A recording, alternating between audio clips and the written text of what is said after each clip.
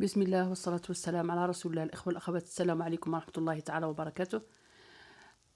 يومكم سعيد مبارك. كما تشوفوا الأخوات في الفيديو اليوم جبت لكم حلوى جافة جاطو ساك بمكونات بسيطة جدا، ما كانش اللي ما يعرفوش، وكامل تربينا على الجاطو هذا وكنا نحبه. كاين اللي يسميه المشيمشة، كاين اللي يسميه المشماش، كل واحد كيف يسميه، لكن المرة هذه بلمسة جديدة.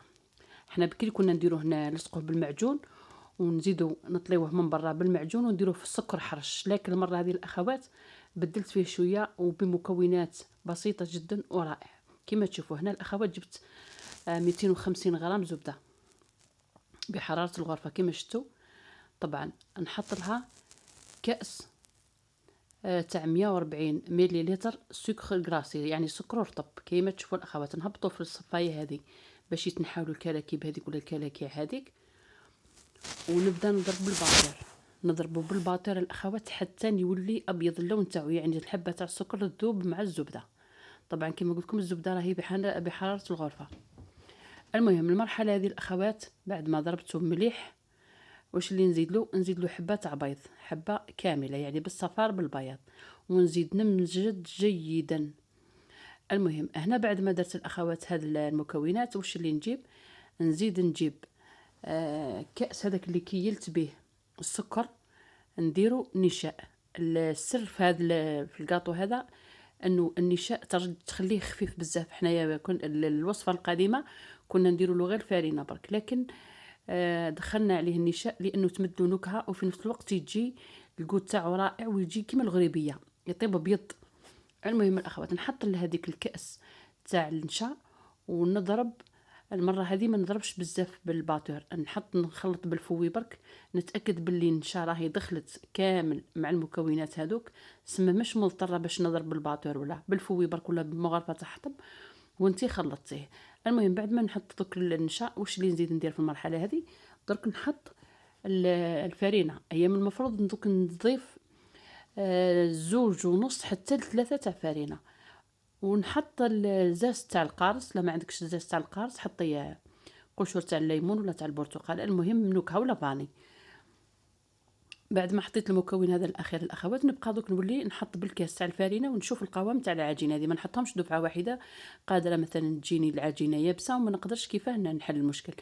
نحط درك بالكاس كيما شفتوا الاخوات، نحط الكاس الاول ونولي هي حبه هذا دوك نحب الفوي، نولي نخلط بيدي خير، لانه الفوي ما تقدرش باش تمزجي العجينه جيدا وما تعرفيش الملمس تاعها اسكو لينه ولا يابسه.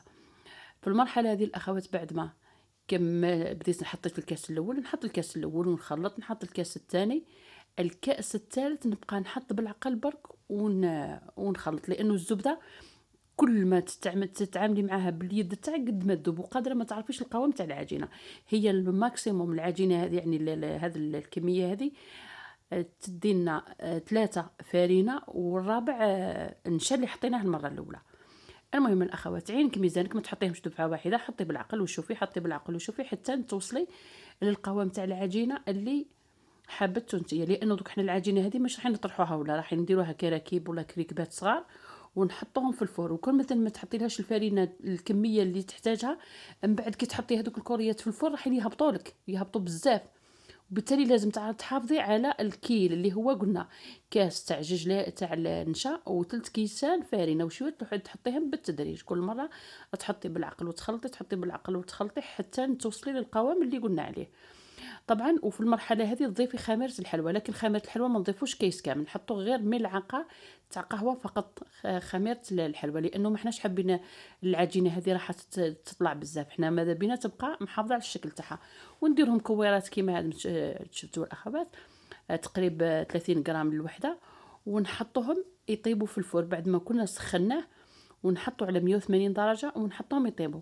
لعلمكم الكوريات هذوما الاخوات ما نخليهمش يحمروا، لانه تقريب العجينه كيما الغريبيه ما هي شي حاجه اللي لازم لها تحمر، ولا كون تحمر يتحرقوا لك، خليهم بويض كيما تشوفوا فيها. المهم طيبيهم واحد 20 دقيقه حتى 15 دقيقه. بعد ما يطيبوا ويخلصوا خليهم يبردوا، ونجيبوا معجون اللي تفضلي انت. يعني المهم انا درت معجون مشماش. حنا هذا الكاطو كنا نقولوا بكري نقولوا له مشيمشه، نسبه الى الشكل تاعو يجي على شكل حبه تاع المشماش، وفي نفس الوقت فيه الذوق تاع المشماش، لانه نلصقوه بالمعجون تاع المشماش.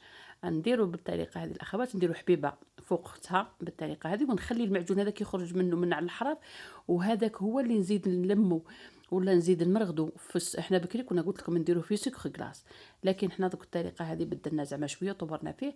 واش اللي درت له، جبت هاد الحبيبات الملونه يتباعوا عند اللي يبيعوا الحلويات بمختلف الالوان، كاين الاحمر كاين الوردي كاين من الالوان، كاين نواد كوكو كذلك تحبي مثلا، واللي ما عندهاش خلاص ديروا في السكر كما كنا نديرو بكري ويجي رائع ويحبوه الولاد. صدقوني الاخوات والله رائع، ويدير لك يعني شوفي 250 غرام زبده، الله يبارك دارت لي تقريبا 60 حبه يعني ما شاء الله. المهم واش نقول لكم الاخوات، نتمنى الفيديو تاع اليوم يعجبكم، ونتمنى الحلوه تاع اليوم تكون عجبتكم بالشكل وبالاطلاله الجديده هذه. لعلمكم انه شاركتني فيها الابنه تاعي، هي اللي حبت تديرها، لكن انا وقفت عليها برك قلت لها كيفاه ديري، وعطيتها الافكار وهي طبقت. استودعكم الله الذي لا تضيع ودائعه، والسلام عليكم ورحمه الله تعالى وبركاته من قناه ام هريره. دمتم سالمين.